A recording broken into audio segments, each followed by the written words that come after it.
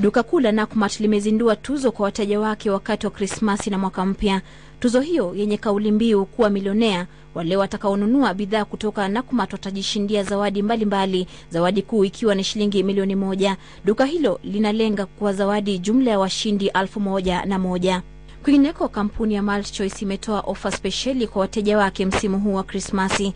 Wateja wa huduma za DSTV watapewa upungufu wa 10% ya malipo yao kupata huduma hiyo. Aidha, ofa hiyo itawafaidi tu wateja watakaolipia huduma hiyo kabla ya kukamilika kwa muda wanaohitajika kulipia huduma zao. Ofa hiyo spesheli itaanza kutimizwa mara moja.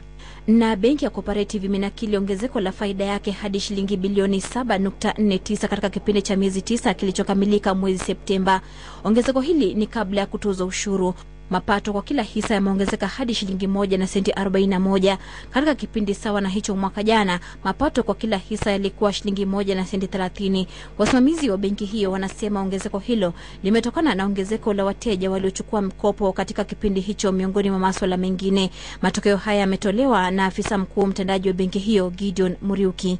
Victoria Amunga, KTN Biashara Leo.